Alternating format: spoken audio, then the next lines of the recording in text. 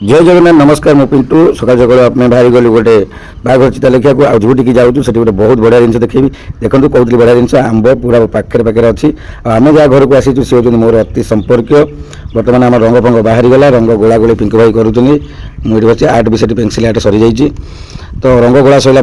एति फाइनाली आम कम कर दिज मिसिकी आहरी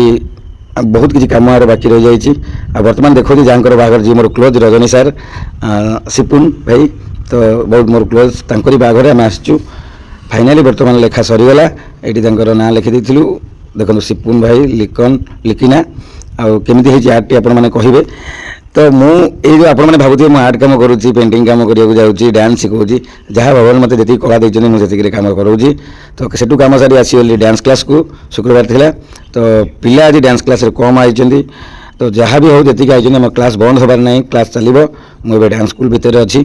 डांस स्कूल छाड़ी जीवा चंदन यात्रार जो उपलक्षे यात्रा पार्टी पड़ी बलदेव जी रथदान से आज राति यात्रा देखा ए बर्तमान डांस क्लास करवा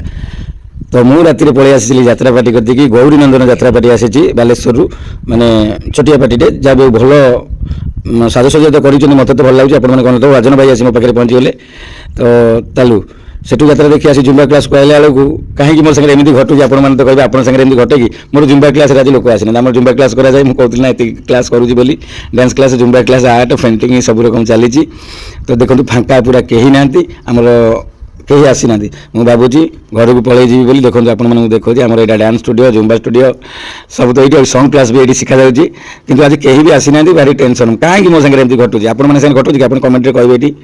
ठीक घर को जाऊँगी बाहर पलैबी आउ कि ना इरे इरे इरे इरे इरे बाहर समय देखो कि दुई जन आसी पहुँचीगले निर्मला मैडम आमर शुभ दुई जन आसिले 8-10 जन दुई जन आइले जहाँ भी ये दुई जनकर भी क्लास आज हम कल डांस कम पिला क्लास होता आंकर जुम्बा क्लास करा मु बर्तमान रही डांस स्कूल पाखे जदि वीडियो भल लगे लाइक शेयर कमेंट करें जमा भी भूलें जय जगन्नाथ रही आउ गोटे नुआ वीडियो भेटा मु पिंटू जय जगन्नाथ।